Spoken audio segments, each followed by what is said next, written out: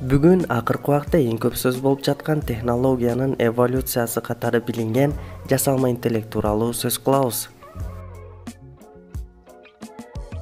ChatGPT көп убакыттан бери биздин жашообузда болбогондой сезилсе да, чындыгында 2018-жылы GPT-1 менен тааныштык. GPT-4 болсо 2023-жылдын 14-мартында таанытылды. Бул программа жөнүндө эч ойлонуп көрдүңүзбү? Мунун баары кантип иштейт? Бул программа көргөн сүрөтүн математикалык теңдемени кантип чечип, үн менен чечүү жолдорун кантип түшүндүрө алат? Бир эле учурда ыр жазып, ошол эле учурда физика, химия жана механика боюнча сабак бере турган деңгээлде физика билимине кантип ээ боло алат? Жасалма интеллект негизинен терең үйрөнүү жана жасалма нейрондук тармактар негизинде куралган.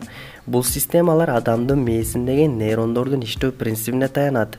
Мээдеги нейрондор электрохимиялык сигналдар аркылуу бири-бири менен байланышат.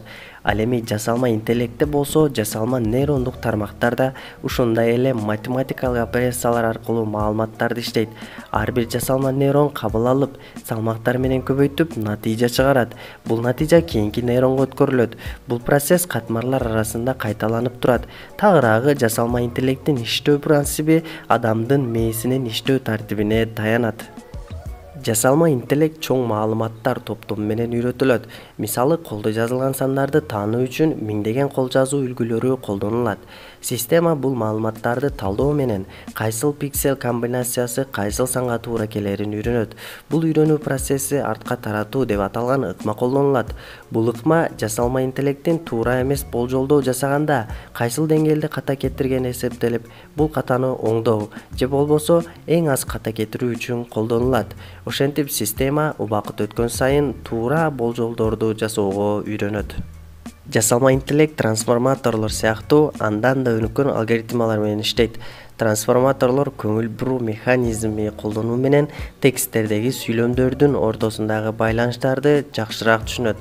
Ошентип GPT сыяктуу моделдер кийинки сөздү болжолдоодо абдан ийгиликтүү болуп калды. Бул технология текст гана эмес, сүрөт жана үн өндүрүүдө да колдонулат. Мисалы үчүн, сиз каалаган сурооңузга эң кыска убакытта туура сөздөрдү колдонуу менен жооп бергенге аракет кылат. Жасалма интеллект адамдын мээсинин иштөө үлгүсүндөн иштелип чыкса да, азыркыга чейин толук түшүнө албай турган көптөгөн деталдар бар. Айрыкча жасалма интеллект кантип үйрөнүп, кантип чечим кабыл алып жатканы тууралуу көптөгөн көзгө илинген маселелер бар. Бирок бул технология келечекте дагы өнүгүп, медицина, инженерия жана искусство сыяктуу көптөгөн тармактарда революция жаратаары анык. Бул видеодо жасалма интеллекттин негизги иштөө принциптерин кыскача баяндадык. Эгер бул тема сизди кызыктырса, ушул сыяктуу акыркы технологиялык жаңылыктар үчүн биздин каналга катталып, ааламды дөңгөрөткөн акыркы технология жаңылыктары менен биз менен бирге үйрөнүңүз.